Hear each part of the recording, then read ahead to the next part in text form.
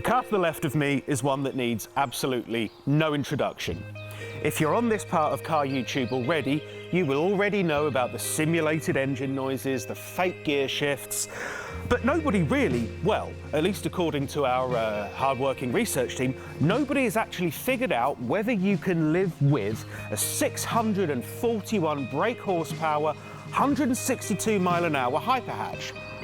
Oh, it's our editor Matt, and he's just sent me a WhatsApp message saying, "Hi George, can you find out whether you can live with the Hyundai IONIQ 5N as a daily?"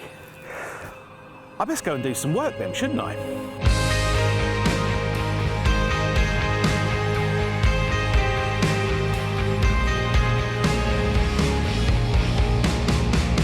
The IONIQ 5N has a twin motor, 84 kilowatt hour battery built on 800 volt architecture. This means that it can charge up to 240 kilowatts when using an ultra fast charger. Now, the other night I used one, it was one of the BP Pulse ones, and I charged this from, I believe, 20% to 80% in around 23 minutes, which is pretty impressive. Over the course of this week, I've averaged 2.4 kilowatt hours per mile, which it's not efficient, and I know you're all going to be coming at me in the comments going, "Well, no, well, EV should be efficient, meh, meh, meh, meh, meh, meh." Yeah, but you're forgetting one thing. This is a performance car. You wouldn't expect an ICE Ferrari or an ICE Porsche or an ICE Jag or whatever to be efficient either, so stop whinging. However, I've done some fag packet maths and figured out that this, in the real world, if we convert the kilowatt hours to MPG, this has done 80 miles MPGE. So the equivalent of 80 MPG from that, which means it's more efficient than a Porsche 911 Turbo S, which done 23.5 miles per gallon. In fact, the Porsche is even more efficient than an Audi A6 Avant Performance, which did 22.4 miles per gallon. That's a bit of a badger botherer. So if you are really that concerned about the environment and want a performance car, buy one of these and save a family of rabbits. In terms of looks, well, it's definitely an IONIQ, isn't it? And thank you so much, Hyundai, for not changing the styling of this. I mean, to make it, well, to let you know that this is a performance one, it's finished in performance blue, the colour of the N Division and its World Rally Team races and the IONIQ 5 races in South Korea. You've got these red elements, which are also part of the race team's liveries. You've got these huge air dams to keep the battery and all the electronic gubbins cool. You've got active flaps which open at speed to also cool things down. You've got these 21-inch wheels which are, well, quite simply huge. Actually, yep, I can't even get my hand inside that. These orange brake calipers with N logos slapped all over them. Moving along, you've got more air vents here to improve airflow. At the back, this enormous, actually this, I thought it was part of the boot, but it's not. It's an enormous rear spoiler with air dams in the top and diffuser, which is huge to create more downforce and keep the car stuck to the road. Around here, at the back, across this light bar, you've got the pixels, the IONIQ 5 branding, more pixels down here, really wide arse. In short, it looks brilliant, doesn't it? And if you can find me a car that looks better than this, a performance EV that looks better than this, has so much presence, so much character, send me a message on Instagram. It's george.drives.cars. And on that kilowatt hour, let's look at some stats. So the IONIQ 5N is £65,000, which is a bit of a bargain actually, because when you look at how much the Porsche Taycan GTS is, that's 590 brake horsepower, £117,000.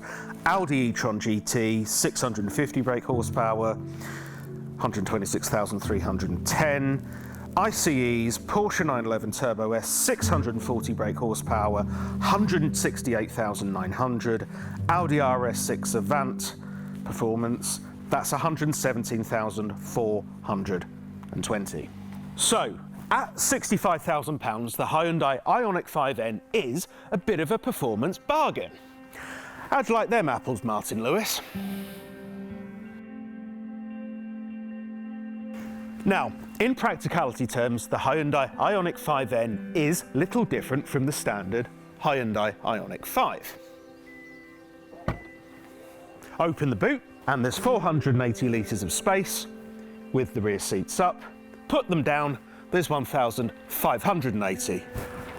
Oh, hang on a minute.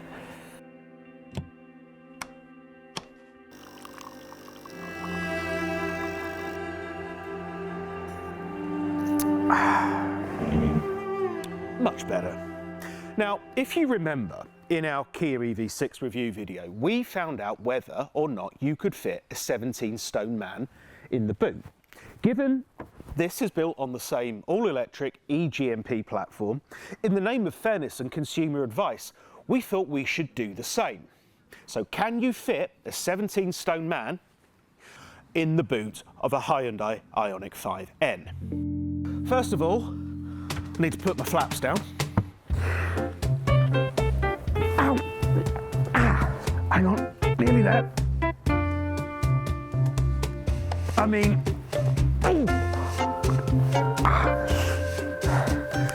The answer is yes, you can fit a 17-stone man in the boot of a Hyundai IONIQ 5N, but it's a little bit of a squeeze.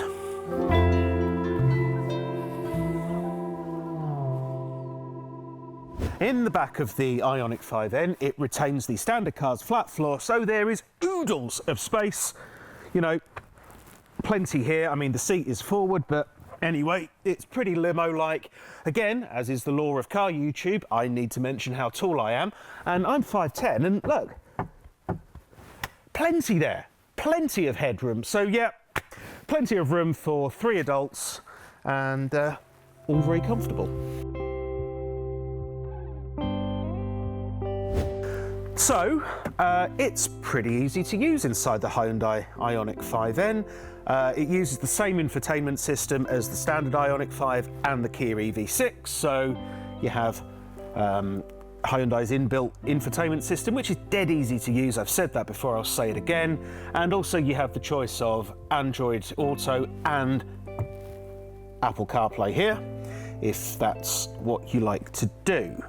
The buttons, again, very standard Hyundai Kia, so you have your lane assist here, you have drive modes here, phone button, and you can sort of sort these ones out to how you want.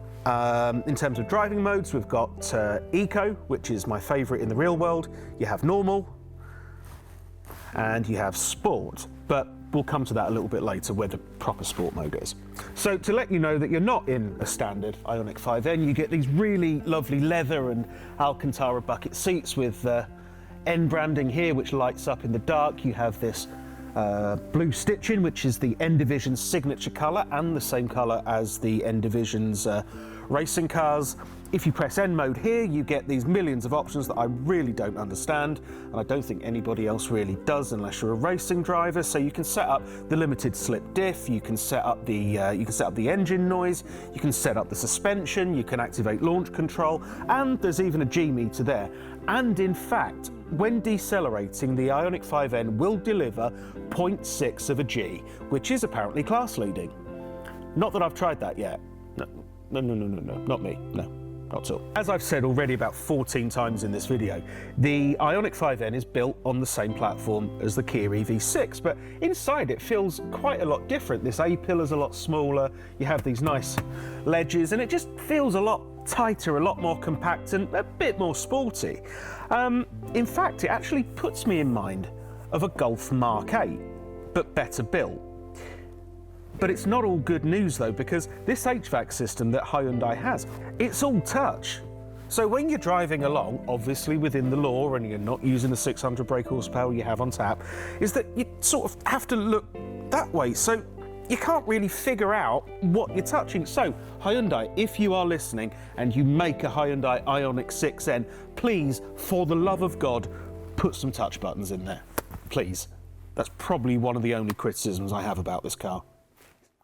Oh yeah, one last thing about the interior. As much as I've complained about the HVAC, which is a very small complaint, the other thing is the steering wheel. As much as it's lovely and it's nice and chunky, when you are driving this car as it should be driven, your hands do get a bit sweaty. So some Alcantara or something around here would be quite nice. Again, minor issue.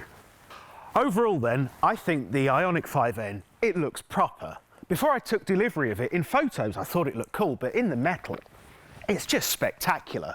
It's just that sense of pure joy and excitement that you had and I had when we were growing up as kids playing with Matchbox cars. And, well, to be honest with you, it also makes me want to put these on and take it to a track to drive like any of Hyundai's World Rally drivers, Oit Tanak or Thierry Neuville. Also,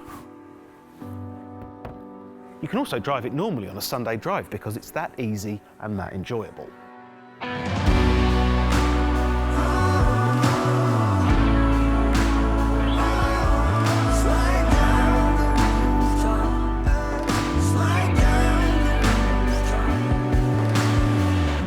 So, to answer Editor Matt's question about whether you can use the Hyundai IONIQ 5N as a daily, yeah, you can. It's comfortable, it's efficient, and compared to other cars in, well, with similar levels of performance, it's also a bargain.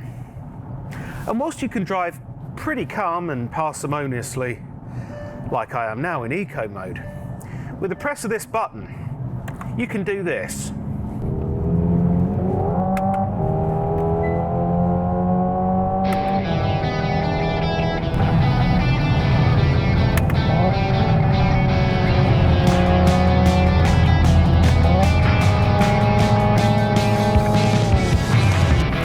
When you encounter slow-moving traffic, push that,